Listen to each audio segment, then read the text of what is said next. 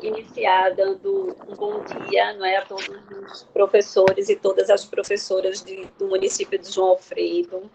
Dizer que é uma alegria enorme para mim estar aqui conversando com vocês sobre um assunto que eu acho tão relevante, que é o currículo de Pernambuco, e pensar nesse currículo, pensar nessas aprendizagens, pensar nessas discussões, nesses tempos pandêmicos que a gente vive, né? Entendendo um pouco como é que esses tempos estão se organizando, entendendo um pouco que se a gente vive uma pandemia, não são tempos de normalidade, nós não poderemos pensar e discutir nesse currículo como se ele fosse um currículo convencional em tempos não pandêmicos. Então, essa é a primeira questão que eu queria que a gente pensasse, trouxesse e explorasse, que é justamente o que é que esses tempos pandêmicos eles dizem para a gente, não é? O que é que esses tempos pandêmicos estão nos colocando diante dessa pandemia e diante desse cenário que a gente experimenta e que a gente vive. Então, quando a gente ouve falar em currículo, quando a gente ouve falar em currículo fundamental, não é? Quando a gente ouve falar no currículo na prática e as estratégias de aprendizagem, como a gente está pensando agora, aqui nesse momento, né? nessa nossa conversa online, mas que nos aproxime, que nos permite pensar, conversar, interagir. Então, quando a gente ouve falar em currículo, a primeira coisa que a gente tem que pensar não é em algo engessado, tampouco em algo que nos instrumentaliza para uma prática cotidiana, como é o caso do planejamento da sala de aula. Quando a gente pensa em currículo, a gente pensa em uma organização do trabalho pedagógico que nos favorece pensar as relações de ensino e aprendizagem, elegendo, a partir daquilo que nós estamos trabalhando, o que seria, então, fundamental para essas propostas. Então, pensando um pouquinho sobre isso, a gente precisa construir uma noção de currículo que nos permita compreender o que é prioritário, o que é direcionado, o que é organizado nesses tempos de pandemia. Então, vamos pensar um pouquinho no currículo de Pernambuco e naquilo que o currículo de Pernambuco tem nos colocado para que a gente possa pensar, agir e interagir. A primeira questão é que o currículo de Pernambuco ele é organizado a partir de 3 dimensões bastante importantes. Uma dimensão que é ética, uma dimensão que é estética e uma dimensão que é política. Quando a gente está pensando nisso, a gente está pensando, então, quando a gente fala de ética, em que formação, em que contextos, em que orientações de estudantes nós estamos trabalhando e como é que esses estudantes constroem suas aprendizagens no sentido de se constituir sujeito. Porque a gente precisa entender que a escola ela não é um espaço apenas para que as crianças, os adolescentes, aprendam a ler, a contar, a subtrair, a escrever ortograficamente correto. É claro que todas essas questões elas são fundamentais quando a gente está falando da função social da escola. Mas é na escola, sobretudo na escola, que a gente vai se formando sujeito, não é? Porque o Freud já nos dizia que nós vamos nos formando sujeito a partir da relação que nós estabelecemos com as outras pessoas. E na escola, a convivência ela é uma convivência fundamental, não é? A gente convive na escola com os nossos pares e a gente convive na escola com a figura de autoridade. Então, é na escola que vai se constituir sujeito, entendendo que o outro é o nosso parceiro psicológico com quem a gente vai se constituindo. Então, a primeira dimensão da formação curricular é uma dimensão ética. Quem é esse sujeito que nós queremos formar? Quem é esse sujeito que nós estamos construindo perspectivas para que ele venha, para que ele seja, e justamente porque ele possa vir a si. A segunda dimensão do currículo é estética. E quando a gente está falando da dimensão estética, a gente está falando da apreciação, da fruição da vida, da maneira como o sujeito vai se organizar. E é uma dimensão que é política. Né? Paulo Freire era muito feliz quando ele dizia que educar é um ato político, porque não há um ato neutro. A educação nunca é neutra.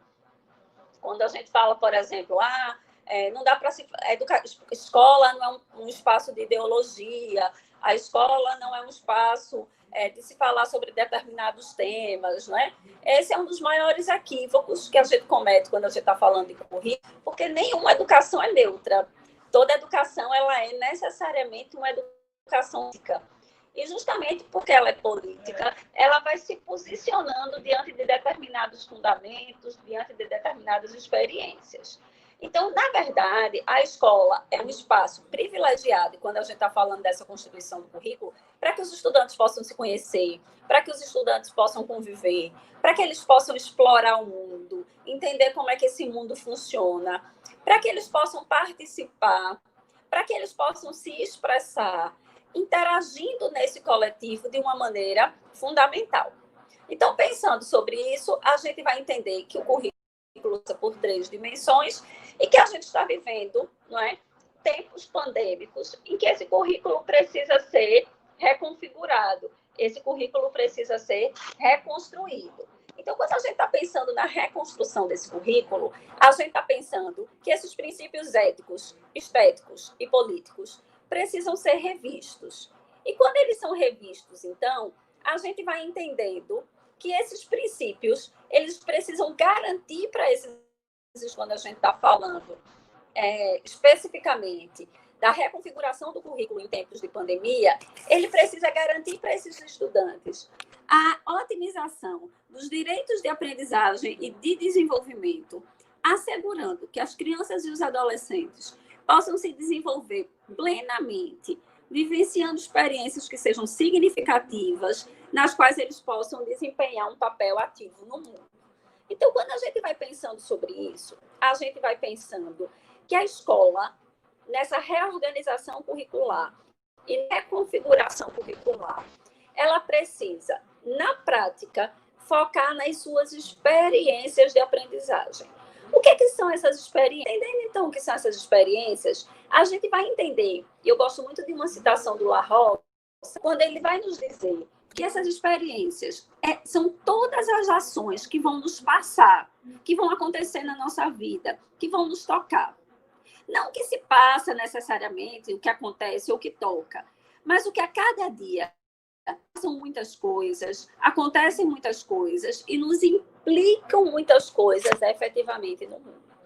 Então, quando a gente está pensando nessa reorganização curricular, a gente precisa pensar nessa reorganização curricular a partir do olhar da experiência da criança bem pequena, da criança maior, do pré-adolescente e do adolescente. Então, como pensando por segmentos nessa escola e como é que essa escola vai se organizando diante dessas novas experiências.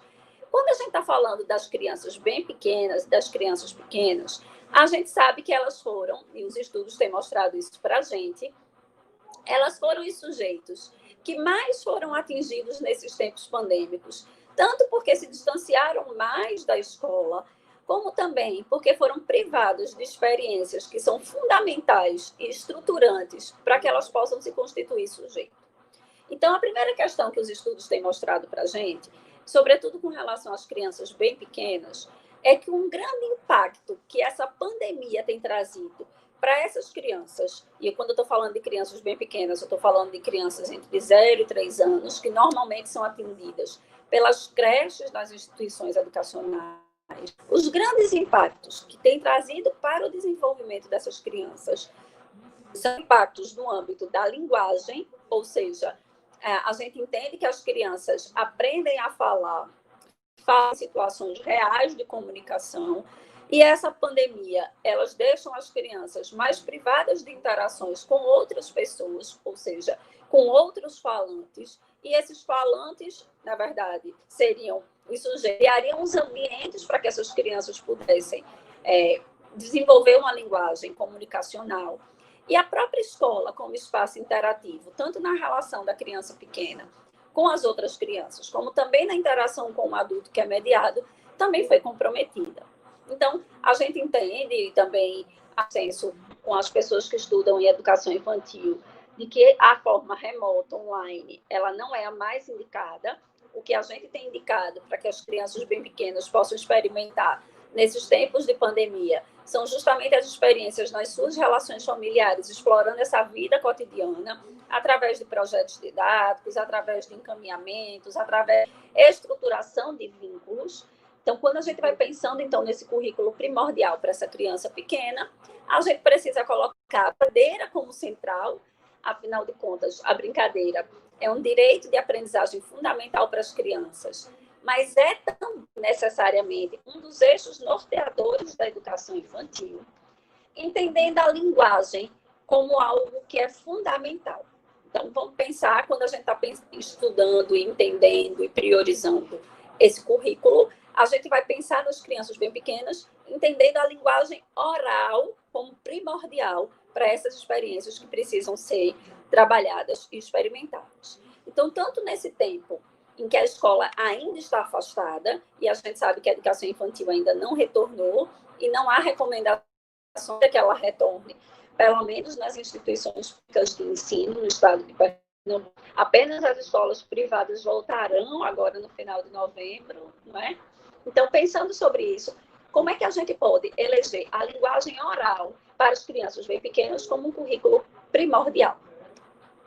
Tanto as experiências cotidianas da escola pós-retorno, como as experiências cotidianas das crianças nesses tempos de pandemia, quando a gente está elegendo esse currículo prioritário, entendendo essas dimensões éticas, estéticas e políticas, a minha análise é que a gente precisa priorizar um currículo que caminhe para o reconhecimento dessa linguagem oral dessa criança, entendendo as situações comunicativas da vida cotidiana como palco necessário para que elas possam se desenvolver. Então, pensar nas experiências em que as crianças vão precisar se comunicar, pensar nas experiências em que as crianças vão precisar narrar, explicar, solicitar, descrever, compartilhar, pedir, nomear, reconhecer determinadas experiências ou nomes de objetos, para que a gente possa pensar nessas experiências como experiências que são fundamentais e estruturantes para a criança bem pequena. No cerne dessas experiências fundamentais, e eu penso como currículo prioritário para as crianças bem pequenas, as experiências focadas na consolidação e na otimização dessa linguagem oral, como espaço de autonomia, como repensar a própria autonomia da criança, para que ela possa conseguir se comunicar. E eu não estou falando só em falar corretamente, mas essa criança, primeiro pensando nessa linguagem corporal, pensando nesse choro que diz tanto, né, que precisa ser nomeado, pensando nesses sentimentos que as crianças estão experimentando nesses tempos de pandemia, que precisam estar no cerne desse currículo, para que essas crianças possam, né, via linguagem oral, conseguir experimentar e expressar. Pensar nas brincadeiras como espaços potentes de desenvolvimento de linguagem oral, e pensar especificamente nas experiências relacionadas à própria leitura, para os bebês e para as crianças pequenas. Então, prioritariamente, a leitura, ela otimiza a criança, porque ela vai desenvolvendo na criança essa percepção auditiva que é necessária para que a criança possa aprender a se comunicar. Ela vai desenvolvendo na criança uma percepção que é de comunicação, para que a criança vá fazendo, por exemplo, a alternância de turno, que é falar, esperar que o outro responda, responder de novo, que é uma competência fundamental para que ela possa compreender como se consolida uma conversa. Através da leitura, a criança vai desenvolvendo atividades de consciência fonológica, percepções das palavras, percebendo como é que essas palavras se relacionam, como é que essas palavras se constituem. Então, é prioritário, nesse momento, que a gente consolide um currículo utilizando a linguagem oral como foco central, a contação de história como instrumento extremamente relevante, mas não apenas das histórias narradas. Para essas idades das crianças bem pequenas, a gente precisa priorizar, por exemplo, os poemas, que são fundamentais para que possam perceber os sons das palavras, né, como é que essas palavras se organizam. A gente precisa otimizar a própria percepção da contação de história e da fluidez, né, da coesão, da coerência, os estéticos mesmo da própria leitura. Não é necessário que a gente leia para que as crianças interpretem. É muito importante da gente pensar isso quando a gente está falando das crianças bem pequenas. o que é prioritário nessa idade é que as crianças possam ter contato com os livros, apreciar os livros, apreciar as ilustrações, que a gente possa escolher boas histórias, para que as crianças possam ouvir boas histórias do ponto de vista linguístico. Não necessariamente precisam ser boas histórias que ensinem coisas, que esse é um outro erro que a gente comete bastante quando a gente está falando das crianças bem pequenas. A gente termina escolhendo histórias que priorizem a leitura de temas que a gente acha que as crianças precisam aprender. Então, por exemplo, se as crianças estão fazendo birra, a gente vai escolher um livro de literatura em que a criança faz birra e ao longo do livro ela aprende a não fazer birra. Não necessariamente esse tem que ser o caminho. As crianças elas vão aprendendo determinadas questões quando elas vão podendo experimentar nas relações com as outras pessoas. O livro de literatura, como currículo prioritário, ele não precisa ser trabalhado para que a criança possa aprender coisas via literatura, mas necessariamente para que ela possa otimizar essa dimensão estética na relação com os outros e na experiência de se formar um leitor. Então, pensando nessa dimensão, o currículo prioritário para as crianças bem estaria focado na linguagem oral e na apreciação dessa formação de leitores.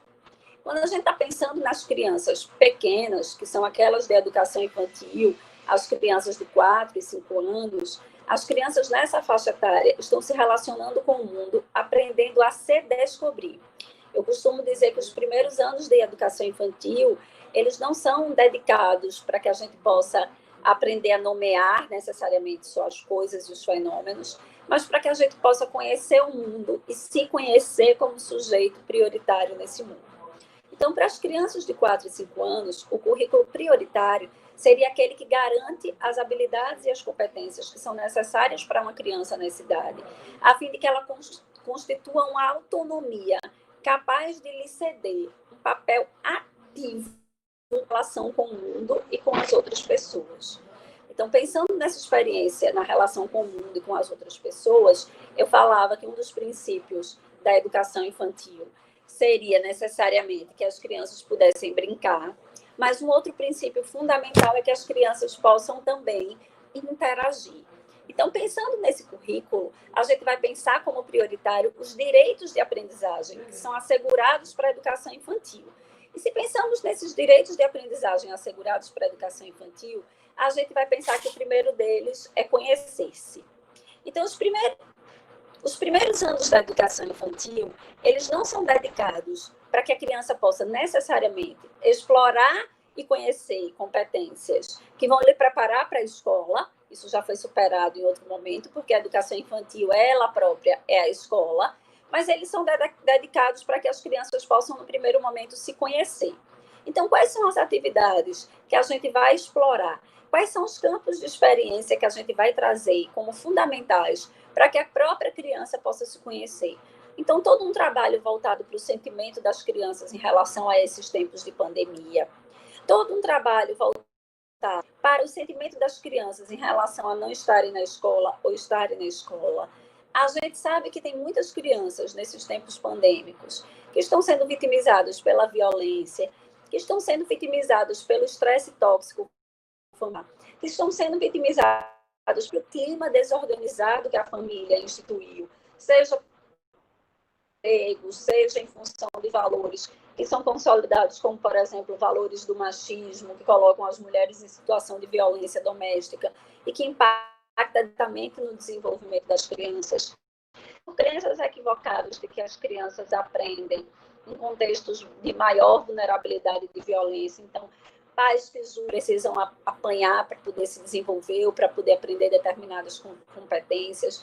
Então, todo esse movimento ligado ao autoconhecimento da criança e processo de constituição etária é primordial, pensando no currículo da educação infantil. Uma segunda questão que é fundamental e é também direito de aprendizagem central para que a gente possa pensar no currículo da educação infantil é que a gente explore com as nossas crianças as possibilidades delas conviverem com outras pessoas. Seja uma convivência hipotética, então o jogo simbólico nesse sentido ganha uma função fundamental para que as crianças possam se descentrar das suas experiências reais e caminhar rumo a projeções de outras experiências que vão lhes assegurar saúde mental. seja convivendo com a sua família e com o seu núcleo, não é, mais próximo, seja a convivência que vai ser possível de ser retomada quando essa escola voltar. Então, vamos pensar, prioritário é pensar para esse currículo de retorno das crianças, experiências onde as crianças possam conviver, entendendo que elas passaram, né? A gente já está há 8 meses, praticamente, de distanciamento social, passaram por um período longo de privação de convivência, entendendo que essa privação de convivência tem um tempo diferente para as crianças do tempo que ela tem para nós. Então, por exemplo, 8 meses, eu tenho 40 anos, seria mais ou menos eu pensar em 5 anos da minha vida em distanciamento social, né? Se eu tenho uma criança de 4 anos, que está 8 meses de convivência, esses 8 meses de distanciamento social para essa criança tem o mesmo impacto que se eu pensasse em 5 anos de distanciamento social para nós, adultos de 40 anos. Então, a gente tem que entender que o tempo da criança difere do tempo do adulto. E as experiências de convivência que não foram permitidas durante esse tempo de distanciamento social, elas precisam ser resgatadas pouco a pouco e da forma como é possível, seguindo os protocolos de segurança, não é? Quando essas crianças puderem retornar para a escola. Então, é prioritário que os professores da educação infantil foquem nos aspectos interacionais da própria convivência. E que deve estar no topo do currículo prioritário é a capacidade das crianças se expressarem de aprendizagem. E a segunda é das crianças participarem. A gente sabe que a gente ainda vive num país em que a participação infantil é muito precarizada. E pensando nessa participação infantil precarizada, a gente sabe que as crianças, elas são pouco estimuladas nos seios familiares a relatarem o que sentem, a expressar os sentimentos, a falar que não gostaram, a participar da tomada de decisões da família. A gente ainda vive um discurso bastante acentuado de quem decide sou eu, porque eu sou a mãe, ou enquanto você comer do meu feijão, sou eu que mando, sou eu que decido. E a gente sabe que as crianças são pouco ouvidas e pouco consultadas a respeito das decisões familiares. Pensando na escola como um espaço necessariamente democrático, levar as crianças ou seja, relatarem as suas experiências, as suas aprendizagens, porque elas não voltaram as mesmas, e participarem das relações de tomada de decisão da escola, é algo fundamental para a gente pensar numa prioridade para as decisões de tomada em relação à organização curricular. Pensar em contextos em que as crianças vão poder decidir, em que as crianças vão poder opinar, em que as crianças vão poder eleger as prioridades, são fundamentais para que essa capacidade de expressão e de participação sejam retomadas nessa organização curricular. Uma outra questão fundamental e que a gente precisa também trazer para a possibilidade, e que esses tempos pandêmicos eles não impediram, mas nós utilizamos de forma bastante precarizada, foi a capacidade das crianças explorarem. Então, quando a gente está falando das crianças pequenas, aquelas que têm entre 4 anos e 5 anos e 11 meses, a gente está falando de sujeitos, de meninos e meninas, que aprendem via interação com as outras pessoas e com o meio ambiente, exploram esse meio ambiente a partir do seu próprio, se há algo que é prioritário na organização curricular para as crianças da cidade, é que elas possam continuar se encantando com a vida, explorando essa vida a partir daquilo que elas podem pegar, olhar, contemplar, se encantar, admirar.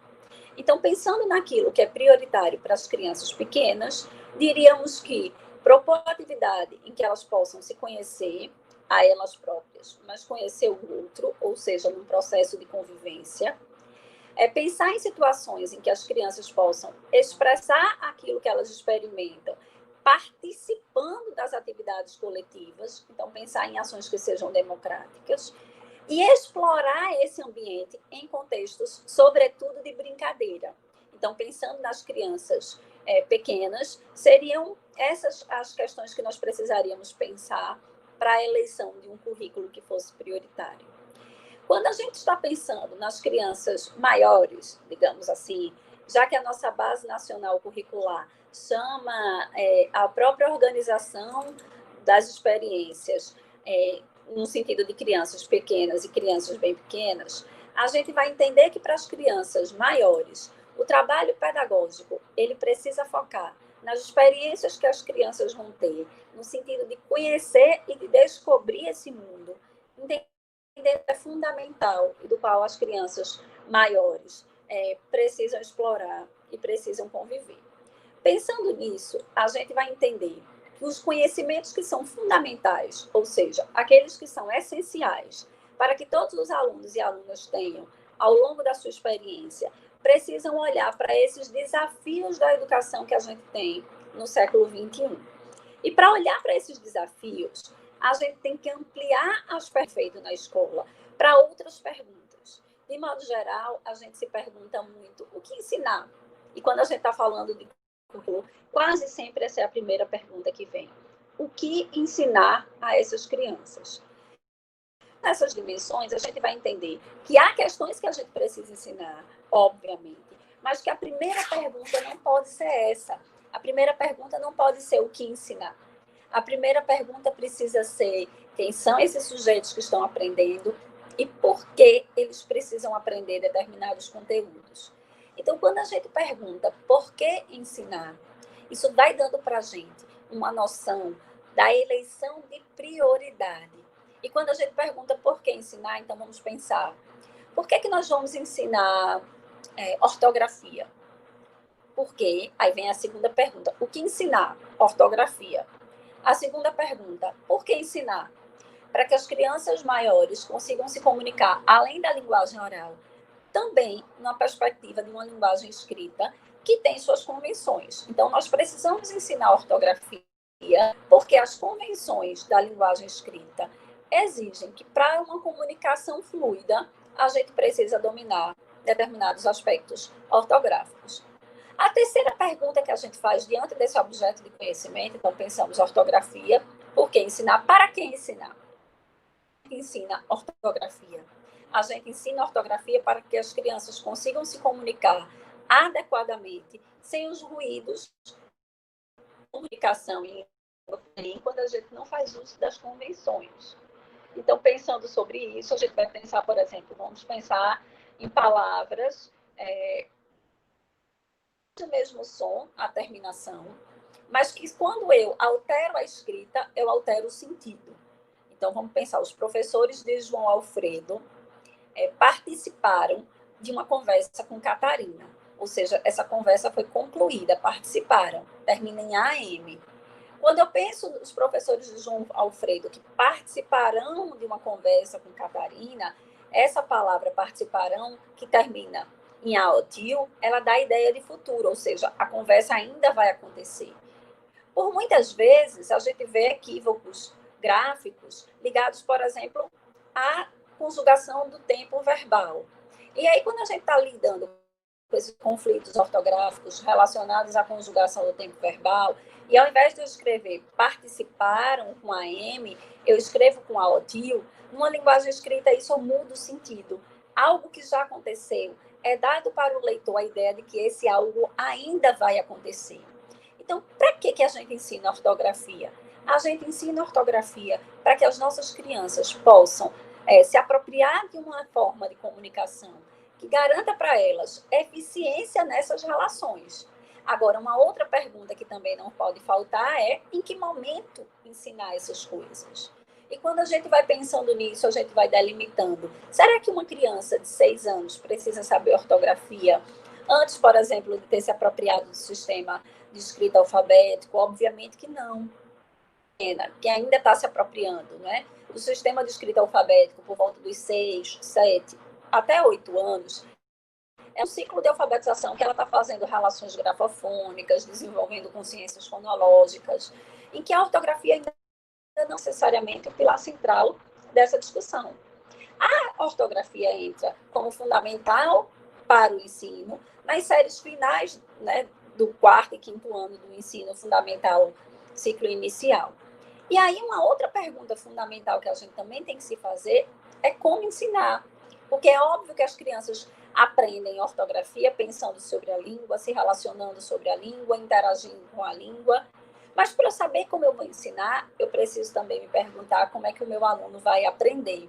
E é nesse sentido que o ensino fundamental, quando a gente vai pensando no currículo de Pernambuco, ele vai sendo regido, ou seja, sendo regulado como fundamental a partir das 10 competências que são fundamentais para as situações de ensino e aprendizagem. Então, quando a gente vai pensando no currículo que é fundamental, a gente precisa de crianças, e aí eu falei já das crianças pequenas, e agora eu estou falando das crianças maiores, elas precisam estar no centro do nosso planejamento, sendo respeitadas as suas características culturais, afetivas, sociais e as suas necessidades. É por isso, entendendo que o planejamento tem que estar no centro dessa discussão curricular, as características das crianças que são culturais, porque o currículo cultural está posto, querendo nós professores ou não, afetivas, sociais e as suas necessidades. Então, nesse sentido, Catarina, não posso dizer o que é prioritário para que a professora do segundo ano trabalhe, para que a professora do terceiro ano trabalhe, para que a professora do quarto ano trabalhe, ou para que a professora do quinto ano trabalhe. A única coisa que eu posso dizer é que nós precisamos caminhar reconhecendo, dentro do meu grupo, quais são as suas características que vão fundamentar a nossa tomada de decisão, já que a gente vai conseguir dar conta de tudo agora, das nossas experiências curriculares. E que essa tomada de decisão tem que levar em consideração o desenvolvimento dos estudantes, ou seja, como é que eles estão do ponto de vista das reflexões cognitivas, como é que eles estão reconhecendo o mundo, como é que eles estão, né, contemplando essas experiências, afinal de contas, 8 meses longe da escola, habilidades que a gente julgava já terem sido consolidadas, e também as aprendizagens que são fundamentais, considerando esse contexto de desenvolvimento. E todas essas decisões, elas precisam perpassar todos os momentos que a gente vai ter de experiência na escola, quando ela for possível de ser retornada. E aí, entendendo que o desenvolvimento e a aprendizagem vão ser orientadores da nossa tomada de decisão e da nossa eleição do que é prioritário no nosso currículo, a gente precisa reconhecer que nós vamos ter que tomar uma decisão importantíssima, que é a decisão de articular isso que essas crianças trazem para nós, as significações que elas construíram sobre esses saberes, utilizando diferentes linguagens. Porque há muitas formas de aprender. E se há muitas formas de aprender, é preciso também muitas formas de ensinar. Então, nesse sentido, para que a gente possa eleger esse currículo prioritário, a gente vai precisar estar caminhando lado a lado com o planejamento e com a nossa avaliação. Entendendo que a nossa avaliação, no momento possível de retomada, ela não deve se centrar no sentido e no caminho de identificar conteúdos que os nossos alunos tenham construído nesses anos iniciais do ensino fundamental, mas, sobretudo, ele tem que nos oportunizar uma avaliação diagnóstica, processual sistemática, daquilo que os nossos alunos compreenderam, construíram e consolidaram de experiência, inclusive fora da escola. Porque é fato que as crianças estão há 8 meses distantes das salas de aula. Mas a gente precisa continuar acreditando que as crianças são potentes, que as crianças continuam crescendo, que as crianças continuam se desenvolvendo. Então, se a gente acredita que as crianças continuam crescendo e se desenvolvendo, a gente precisa acreditar que a gente precisa também encontrar, também conhecer, também se apropriar daquilo que os nossos meninos e que as nossas meninas experimentaram no cotidiano das suas relações ao longo desses 8 meses. E quando a gente está falando desse processo de avaliação, a gente está falando de uma avaliação que seja necessariamente ancorada no processo de ação, reflexão, ação sobre a prática pedagógica, mas também sobre os conhecimentos dos estudantes. O que é que essa perspectiva de avaliação, pautada na ação, reflexão, ação, nos fornece para a eleição do currículo prioritário? Primeiro, que a gente precisa fazer uma análise prévia do que o currículo tem nos trazido e do que é que a gente vai colocando como prioritário, conhecendo os nossos alunos que estavam conosco antes da pandemia. Depois a gente recebe esses alunos que voltaram para nós, né? A gente não pode falar em pós-pandemia, porque a gente está em meio a uma pandemia ainda, a gente não está no meio nem no fim, a gente nem tem previsão de quando é que de fato isso vai passar, mas a gente tem relações de estudantes, né, que estão em meio a uma pandemia, mas que em algum momento irão retornar para a escola. E a gente tem acompanhado mundialmente o que tem sido acontecido, né, o que tem sido trabalhado, e as escolas estão retornando pouco a pouco no mundo, mesmo em cenários de lockdown, como a Inglaterra, em que para outras relações a escola tem permanecido, inclusive porque a escola tem sido reconhecida e vista como um espaço protetivo, né, para essas crianças. Então, mesmo na pandemia, esse professor vai precisar criar subsídios para entender quem são essas crianças que estão em meio à pandemia e que voltarão à escola. E agir em função das especificidades dessas novas crianças. E para agir em função das especificidades dessas crianças, a gente vai precisar reconhecê-las nas suas singularidades, nas suas perspectivas que são particulares, nas suas habilidades, ou seja, quanto elas construíram competências capazes de observar, de concentrar, de memorizar, de discernir, de imaginar, de intuir. O que é que essas crianças desenvolveram ao longo desse tempo e que são potências para que eu possa continuar ensinando e aprendendo? Eu preciso olhar também nesse meu processo de ação, reflexão, ação, nas qualidades humanas que são fundamentais, ou seja, como é que os meus alunos estão do ponto de vista do desenvolvimento moral, olhando para esse desenvolvimento moral a partir de valores dos quais a gente não abre mão. Então, como é que elas estão do ponto de vista da generosidade, da coragem, da sinceridade, da humildade? A gente precisa olhar para essa criança enquanto esfera corporal, porque as crianças não são sujeitos que só têm formatos do pescoço para cima. Então, como é que está esse corpo dessa criança, no sentido, né, da sua própria expressão, mas também na perspectiva dos sentidos, como é que ela sente a relação com esse corpo? E como é que a gente vai propor experiências que são lúdicas, que acordem esse corpo, ter mais consciência para explorar esse espaço que é tão diverso? Como é que a gente vai olhar para essas crianças do ponto de vista das suas emoções, entendendo que elas precisam, né, lidar com essas questões que são da competência socioemocional, da inteligência emocional? E é justamente por isso que um projeto que olha para o currículo como prioritário, pensando no currículo das crianças, né, entre 6 e 10 anos, a gente vai pensando que é preciso olhar para isso numa perspectiva de educação integral. E o que a gente chama, então, de educação integral? A primeira coisa que é fundamental a gente pensar é que a integral é uma concepção de educação. Então, a gente está falando de uma perspectiva epistemológica que compreende que a educação que nós oferecemos às crianças deve garantir o desenvolvimento pleno dessas crianças, considerando que as crianças, né, como dizia o Frei Beto, não são anjos barrocos, que só têm formato do pescoço para cima. Olhar para a perspectiva de educação integral, com vários canais de desenvolvimento. Então, essa criança ela é multidimensional.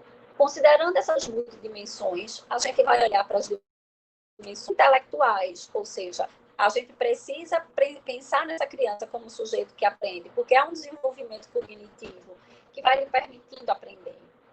É uma criança que tem uma dimensão física, ou seja, ela sente, ela se motiva.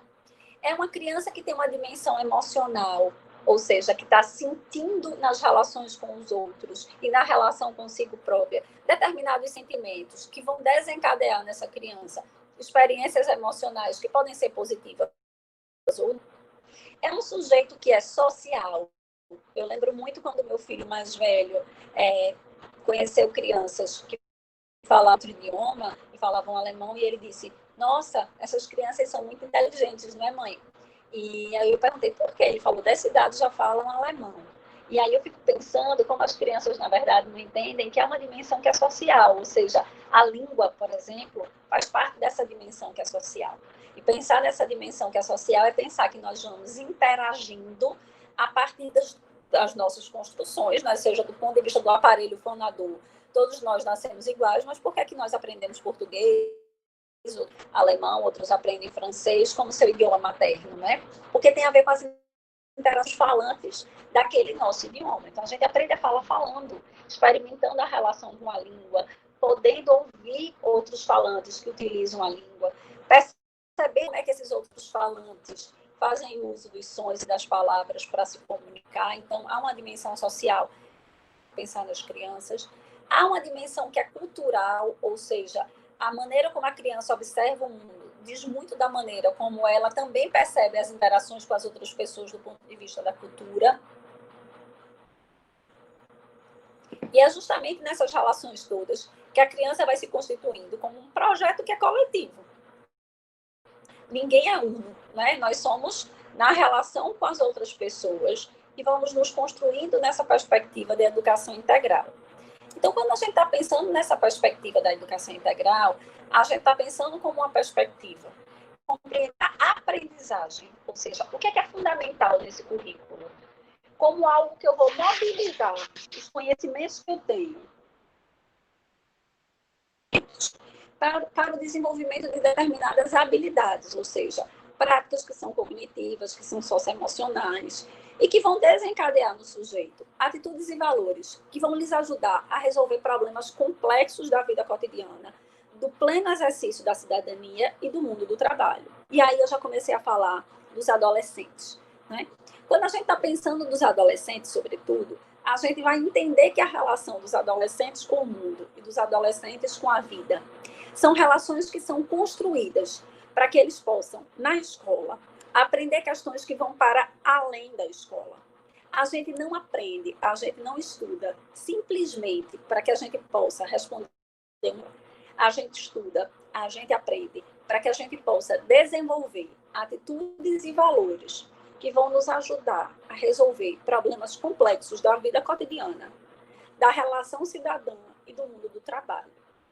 Pensar nesse currículo prioritário, a gente vai pensar naquilo que os nossos alunos devem saber, ou seja, precisa considerar a constituição dos conhecimentos e das habilidades que vão lhes ajudar a saber, a agir nesse mundo, a fazer outras coisas, a conviver com outras pessoas e a ser um ser humano melhor.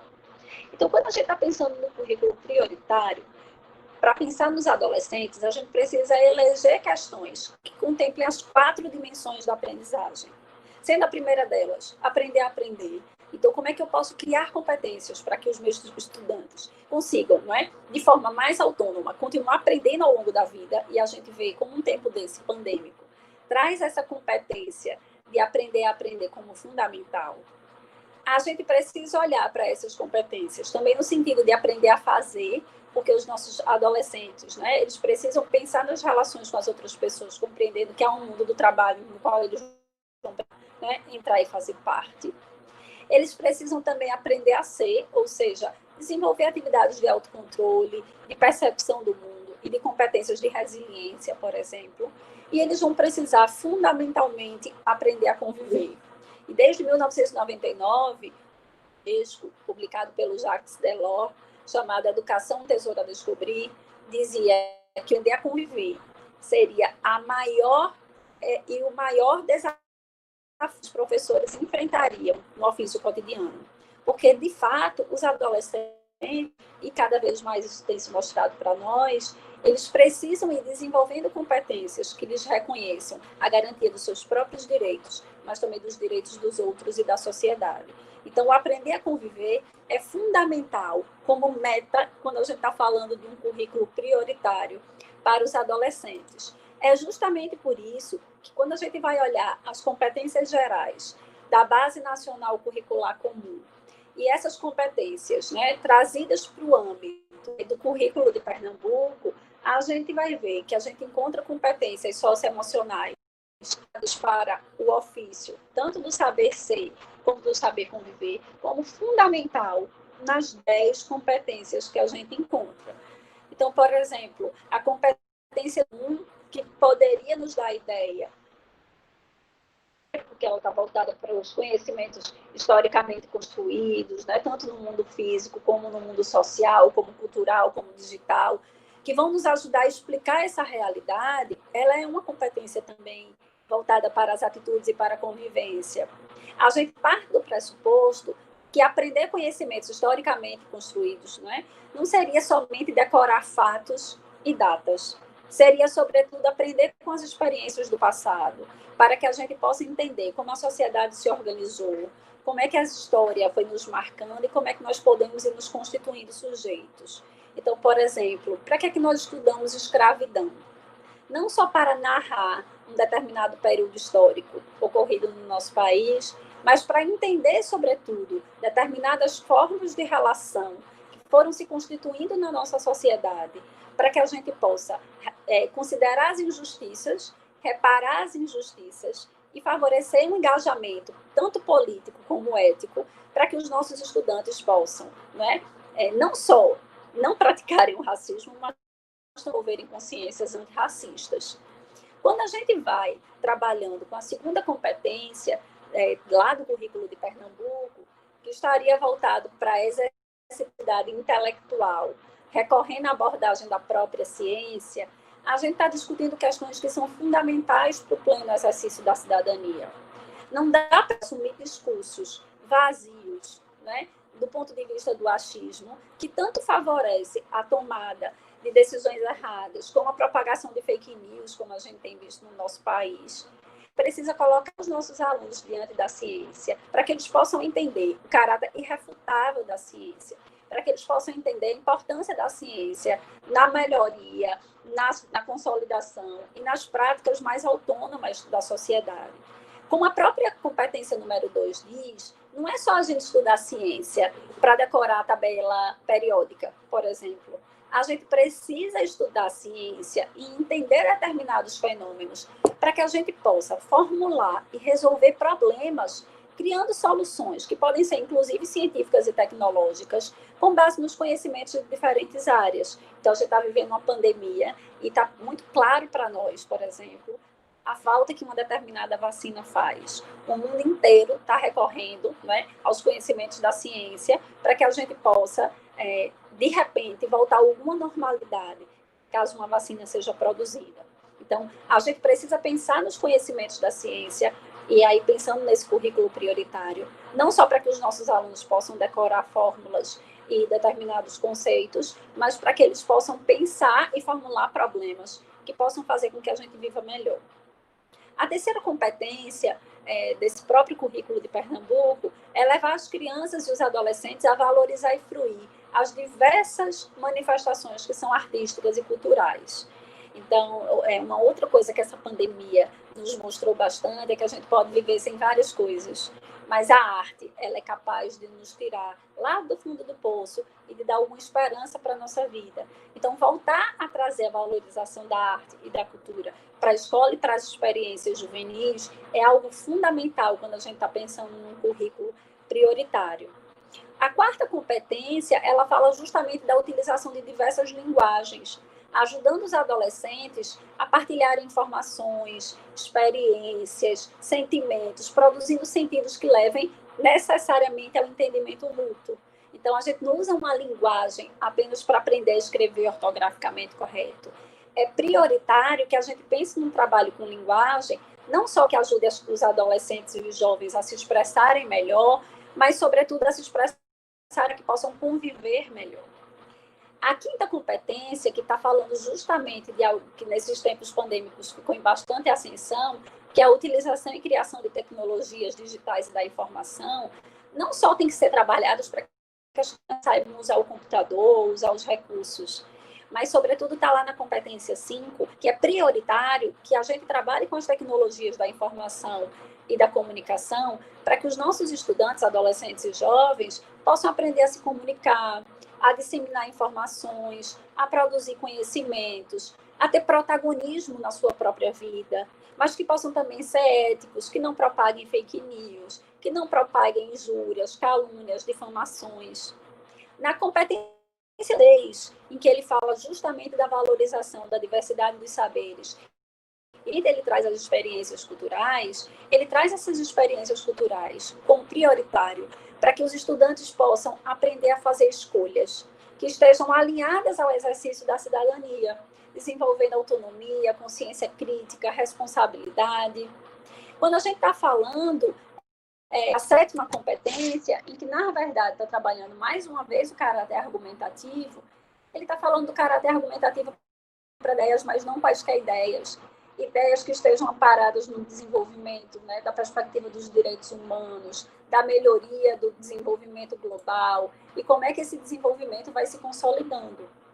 Quando a gente vai pensando na competência número 8, a gente vai pensando em competências que ajudem os alunos a se conhecer melhor e aí cuidar da sua saúde física, emocional.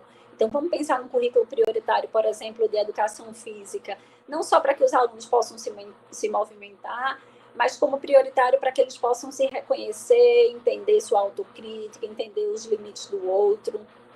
A nona competência, que também é fundamental, é que a gente ajude os nossos alunos, estudantes, né, jovens e adolescentes, a exercitarem empatia, a favorecer o diálogo, de conflito, que está lá na competência 9 e que é fundamental para que a gente possa viver. Sobretudo quando a gente está pensando em viver num contexto de valorização da diversidade dos indivíduos e dos grupos sociais, valorizando diferentes saberes, diferentes culturas, diferentes experiências, diferentes potencialidades. E, por fim, a 10ª competência, que ela também precisa estar no nosso currículo fundamental, é uma competência que vai nos ajudando a agir de forma pessoal, ou seja, respeitando as nossas limitações, respeitando as nossas características, os nossos desejos e as nossas necessidades, mas também agir de forma coletiva, ou seja, está querendo se dizer que eu não posso me colocar acima dos outros pensando nesse coletivo. Eu preciso me respeitar ao mesmo tempo em que eu respeito o outro. Isso seria um princípio da autonomia, em que eu me regulo nessas relações coletivas a partir de experiências de autocontrole. Então, quando a gente vai pensando na eleição de um currículo primordial, a gente está pensando num currículo, sobretudo no caso de Pernambuco, que vai ajudar as crianças e os adolescentes a se reorganizarem nas suas experiências cotidianas na escola, reconhecendo que a escola não é o fim em si mesma. Uma instância social que nos ajuda a compreender as nossas relações com o outro e com o mundo numa capacidade que seja dialógica. Então, ao longo de toda a experiência escolar, o que é que os nossos estudantes precisam, pouco a pouco, compreender?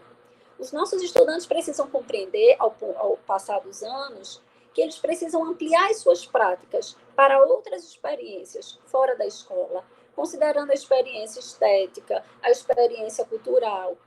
Precisam aprender a ter autonomia intelectual, afinal de contas, a escola não dura para sempre, e a gente precisa continuar aprendendo a aprender ao longo da vida.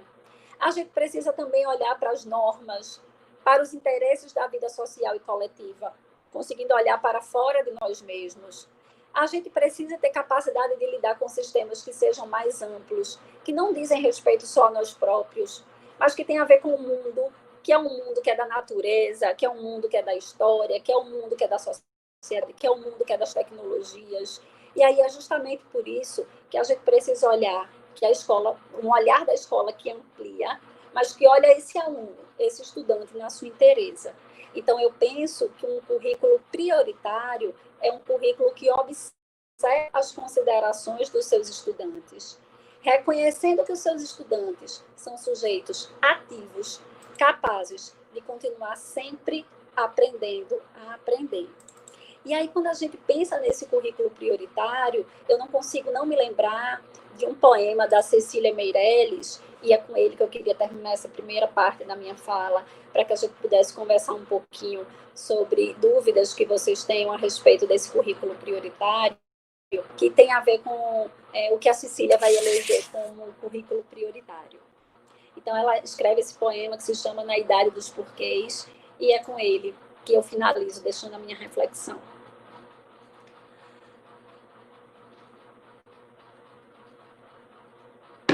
Professor, diz-me por quê, papagaio que solto no ar, que vejo voar tão alto no vento, que o meu pensamento cansar. Professor, diz-me por quê que roda o meu peão? Ele não tem nenhuma roda, e roda, gira, rodopia, cai morto no chão. Tenho 9 anos, professor, e há tanto mistério a minha roda que eu queria desvendar. Por que o céu é azul? Por que marulho o mar? Por quê? Tanto porquê que eu queria responder. E tu, professores, que não me querem saber? Tu falas, professor, daquilo que te interessa e que a mim não interessa. Tu obriga-me a ouvir quando eu quero falar. Obriga-me a dizer quando eu quero escutar. Se eu for a descobrir, faz-me decorar. É a luta, professor, a luta em vez do amor. Eu sou uma criança, tu és mais alto, mais forte, mais poderoso. E a minha lança quebra-se de encontro à tua muralha. Mas, enquanto a tua voz zangada ralha, tu sabes, professor, eu fecho-me por dentro e faço uma cara resignada. E finjo que não penso em nada, mas penso. Penso em como era engraçada aquela rã que essa manhã ouvi coachar. Que graça que tinha aquela andorinha que tem à tarde eu vi passar. E quando tu depois vens definir o que são as conjunções e preposições, quando me fazes repetir que os corações têm 2 aurículas e 2 ventrículos, e tantas mais definições, o meu coração que não sei como é feito, o meu coração que nem quero saber, cresce dentro do peito, a querer saltar cá para fora, professor, a ver se tu assim compreenderias e faria mais belos meus dias. Então, quando a gente está falando de um currículo prioritário, eu penso que é aquele currículo que ajuda crianças e adolescentes a terem dias mais belos. Porque quando temos dias mais belos, temos convivências mais saudáveis e mais positivas. Então, eu agradeço bastante a oportunidade de ter conversado com os professores do João Alfredo e me coloco agora à disposição para que a gente possa conversar um pouquinho sobre questões que, de repente, tenham surgido a partir da minha fala, ou questões que já sejam colocadas pelos próprios professores do município e que ainda não foram respondidas, para que a gente possa continuar pensando prioritário nesses tempos pandêmicos, para além dos tempos pandêmicos e para todos os tempos em que crianças e adolescentes crescem, se desenvolvem e aprendem. Então, muito obrigada. Então, Vaneide, eu me coloco agora para que a gente possa abrir para as nossas conversas.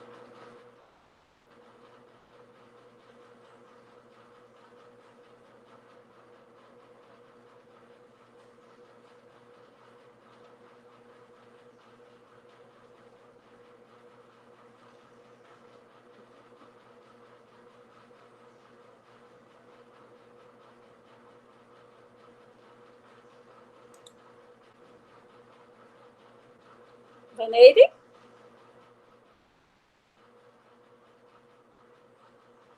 Você me escuta?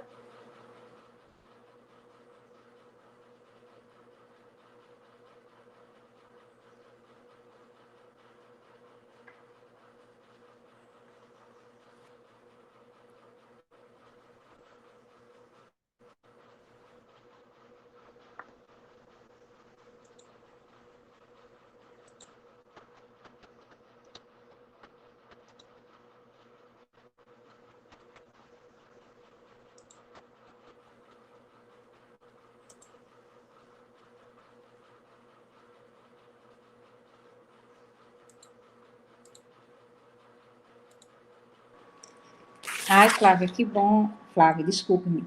Que bom, Catarina. Essa discussão, muito bom. Eu acredito que tenha contribuído muito com os nossos professores, né? Eu digo professores, mas nós temos participando do nosso momento, professores, gestores, coordenadores. Acredito que tem algum professor que esteja como auxiliar de turma, mas enfim, profissionais da educação que vão colocar a mão na massa, né? A partir da próxima. Hoje estamos aqui. Está me ouvindo? Verdade. Estou ouvindo, sim. Sim. Então, como eu estava dizendo, estão me ouvindo? Eu acredito que sim. Eu acho que sim. Deixa...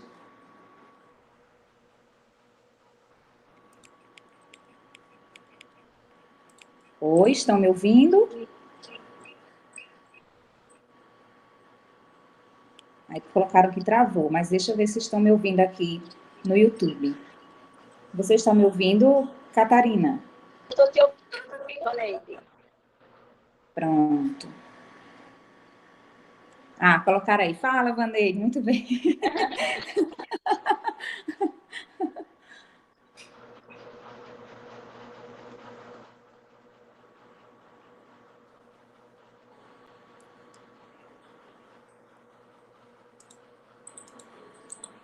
Então, como eu estava dizendo, Catarina, eu anotei uma pergunta de uma professora aqui, e eu vou fazer agora para você tentar responder. A pergunta foi de Juliana. Ela fez, Juliana e Souza. Um trabalho com projetos relacionados à aprendizagem, voltado à pedagogia de problemas, voltadas a uma perspectiva interdisciplinar, poderia ajudar a organizar uma possível volta ao espaço escolar? Eu acho que esse é um caminho bastante interessante, Vaneide.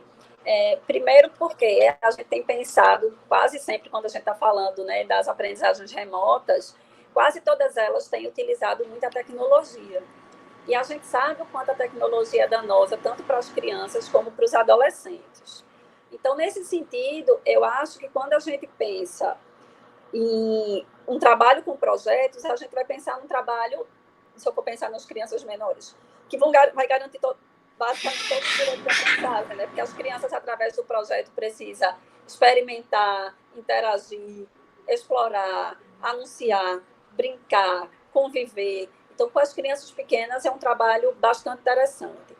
Com os jovens, tem uma série de propostas muito bem-sucedidas em educação, e a gente pode citar, por exemplo, a Escola da Ponte, em Portugal, em que as crianças estudam todo o currículo a partir de propostas de projeto e de perguntas norteadoras. Então, a grande função das crianças aprenderem dos agentes na Escola da Ponte não é aprender para fazer prova, mas é aprender para responder perguntas que surgem na vida. Então, eu penso que o trabalho com projetos é um caminho bastante eficiente e que faz com que a gente eleja, de fato, um caminho para desenvolver competências e habilidades nos nossos estudantes, fundamentais não só para esses tempos pandêmicos, mas para todos os tempos.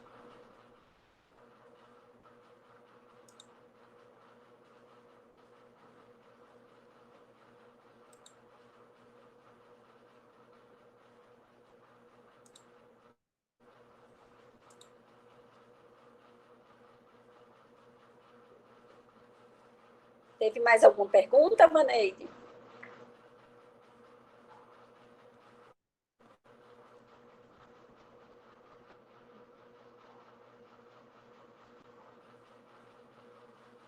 Você me escuta, Vaneide? Pronto, então eu respondi essa primeira pergunta. Teve mais alguma pergunta que a gente possa conversar?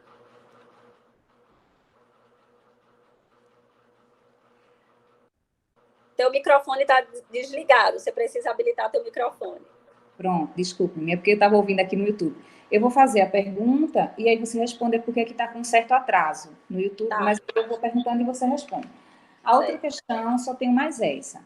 A outra era a seguinte, uma especialista falou que não tinha como criarmos um currículo prioritário para a educação infantil, pensando que a educação infantil, tudo que já está posto já é prioritário para aquela faixa etária. E aí, na sua discussão, na sua fala, você falou sobre pensar esse currículo prioritário para a educação infantil, sim, pensando primeiro nas dimensões, né? Pensando primordialmente naquelas dimensões. Então, nós, enquanto município, vamos fazer um currículo prioritário, vamos organizar o nosso currículo prioritário. Você acha que é importante, sim, pensarmos nesse currículo prioritário também para a educação infantil?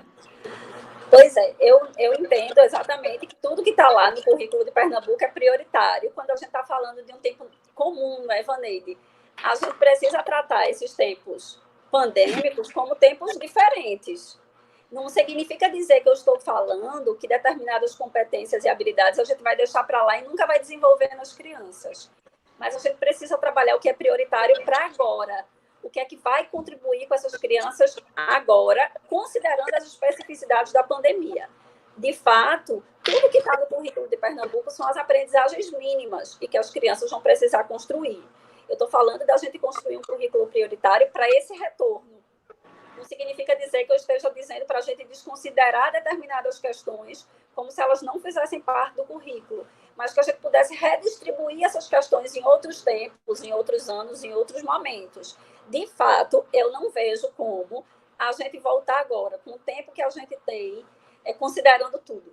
Eu acho que sim, se vocês vão criar um currículo prioritário, esse currículo prioritário precisa ser feito, não só a priori, antes das crianças voltarem, mas, sobretudo, no processo de construção da prática pedagógica com as próprias crianças.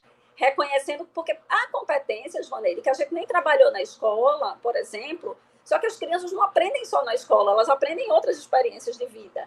Eu fico pensando, eu tenho 2 gêmeos de 2 anos e meio.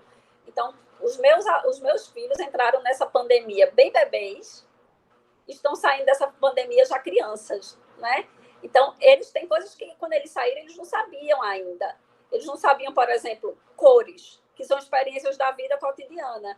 E que, mesmo em pandemia, eles agora sabem. Eles sabem números, eles sabem cores. Que não são experiências puramente da matemática da escola, mas são experiências da vida. Como é que a gente aprende a contar? Quando eu vou contando determinadas situações da vida, quando eu digo para eles, né? Um brinquedo para você e outro para o teu irmão. Aqui tem 2 brinquedos e é um para cada. Quando a gente vai criando essas experiências na educação infantil, e que são experiências que acompanham as crianças também para fora da escola.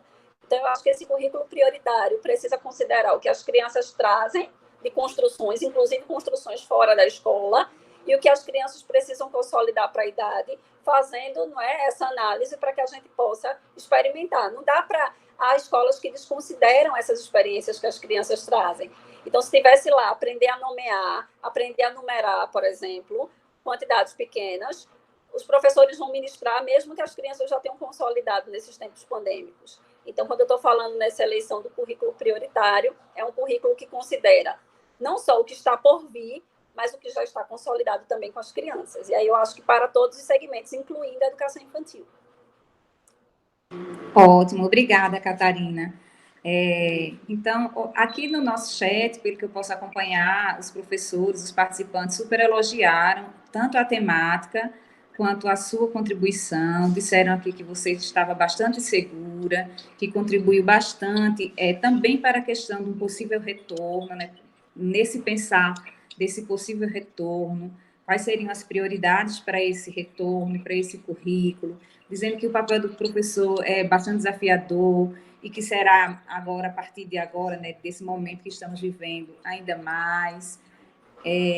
Agradeceram a temática, dizendo que foi show, que a palestrante deu um show de conhecimentos, agradeceram bastante, que estava excelente. Enfim, eu acredito que esse nosso momento, ninguém colocou mais nenhuma pergunta, pelo que eu estou vendo aqui, eu não sei se em algum momento o meu chat foi desconectado, mas eu não estou conseguindo ver nenhuma pergunta, então a gente agradece, Catarina, a contribuição que você nos deu.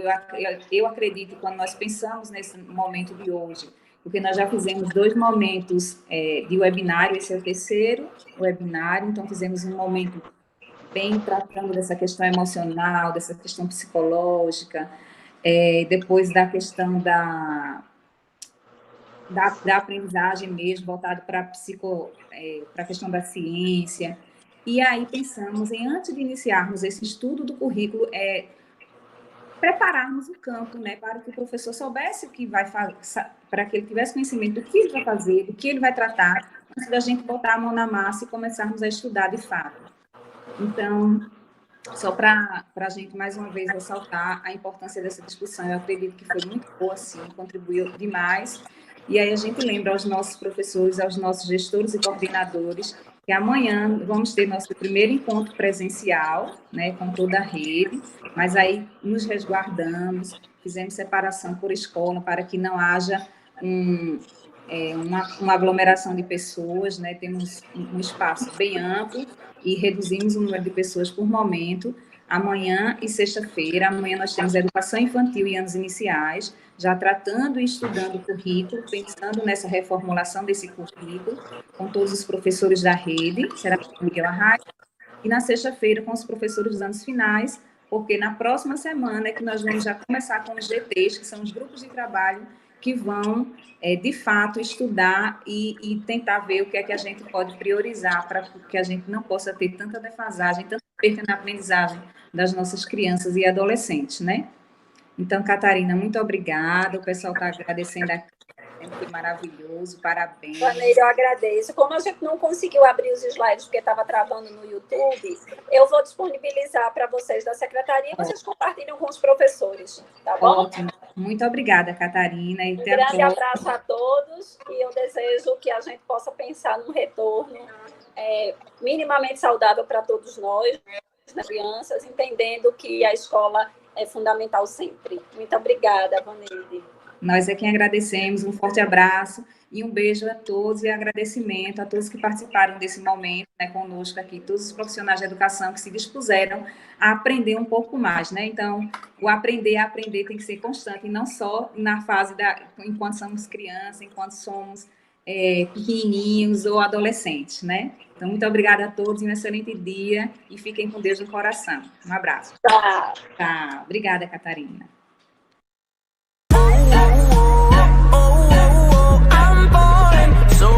Taking my time on my ride. I'm taking my time on my ride.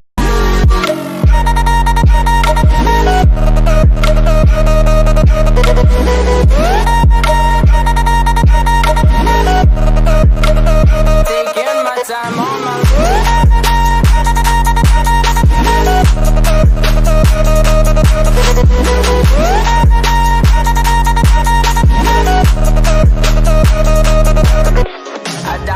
That's easy to say. We have a list of people that we would take. A bullet for them, a bullet for you, a bullet for everybody in this room. But they don't seem to see many bullets coming through. See many bullets coming through. Metaphorically, I'm the man, but literally